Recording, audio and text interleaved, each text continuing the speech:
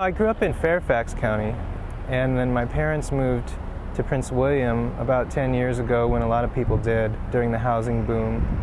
That's when a lot of Latinos came to Prince William County too, because they're the ones who built those houses. But now the houses are built and their value is going down, and people around here don't seem to want those workers to stick around. Documenting this has forced me to reflect more on my own immigration experience. And I came here with my family in 1978. When I was 9 years old, we lived in Houston, Texas. And I experienced kind of firsthand some of the ethnic conflict that we're seeing being played out here. Our laws are being ignored by a whole group of people. How many people here are documented? You all documented? Oh, yeah, because there are 12 million illegals in this country. Everybody My legal. ancestors when came you first here come before here, there was a constitution. Your daddy was illegal. Before there was no paper. There was no government. There were no houses. Before the Americans. There was no. People weren't used to seeing Asian faces. And my parents didn't speak English. None of us spoke English. And so we were told to go home. We were told to learn English. I was constantly reminded that I was foreign. Friends of ours would tell us there's a lot of racism going on in Prince William County. I was a little surprised. In this town, Manassas, I always thought it was just such a cute little town with a train station, and I would always ride into Washington, D.C. The first people that we met in covering this story were from Help Save Manassas. I really wanted to have an open mind, to really hear their grievances. Because I didn't feel that I was that informed about the issue. One nation, under God, indivisible, with liberty and justice for all. This is a place where illegal aliens are not welcome, because it's against federal law. When I read reports that school registrations are down this year, it means somebody's not putting their kids in school. Now the other side's trying to say, oh, they're home, they're afraid, they're going to wait and see what happens. No. My ears on the street tell me people are leaving. They're used to going. We own this ground. We're going to take it back. It's not exactly a racist organization. There are probably some racist members there, but they had some legitimate concerns. I heard people saying the hospitals were crowded, schools were crowded, people were speaking Spanish, they were living in overcrowded housing, they were keeping chickens in their yards, they were growing corn in their yards. There was a gang problem because of illegal immigrants. Okay, now get this. Oh, yeah. Well, don't move the car jerkingly. It's at Manassas Museum, too. Thanks, Annabelle. Sorry. She just doesn't have a way of hearing me while she's talking, and she's always talking, so... I did a lot of door knocking. I knocked on a lot of doors. I spoke to a lot of constituents. And one thing that started coming up time after time after time was housing overcrowding. Somebody would say, there's 30 people living in that home down there. That creates unsafe conditions. The overcrowding with multiple families in a single-family residence puts enormous pressure on the school system. With most of the grievances, it had really nothing to do with their documentation status. For instance, any one of us could live in overcrowded housing, But I think people are bothered by overcrowded housing because they see that as a sign of cultural poverty. People keeping chickens in their yard isn't necessarily a sign that that person is illegal, so it didn't have to do with their status. It just had to do with difference in lifestyle. They were from different culture, and they immigrated into Prince William County really quickly. Just statistically, just looking at the numbers, almost 100% increase in the last 6-7 years. It's about an invasion of this country. This country is being invaded no less than if hordes of armed people came across its borders.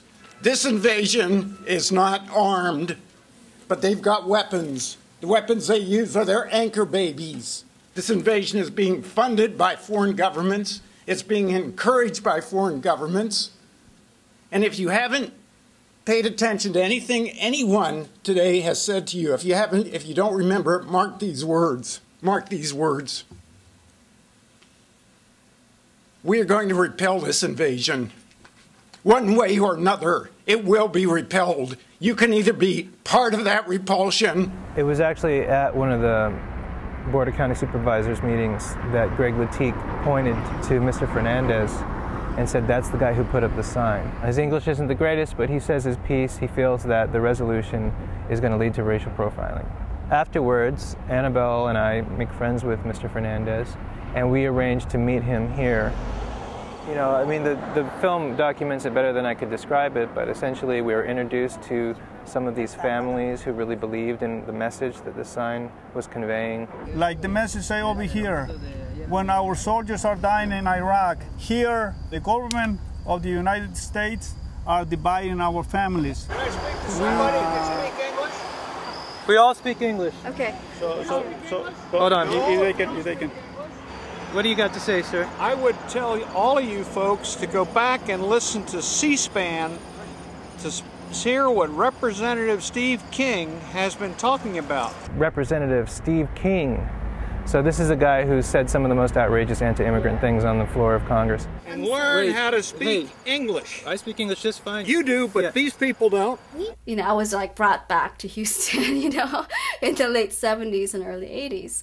And looking at him, you know, because I, you know, remember that, like I actually didn't feel scared of him. I don't know if I looked scared in the video, but actually I wasn't scared of him. He was very familiar to me. I think people watching the video conclude that he's a racist, but I don't necessarily see a racist. I see someone who's having an identity crisis.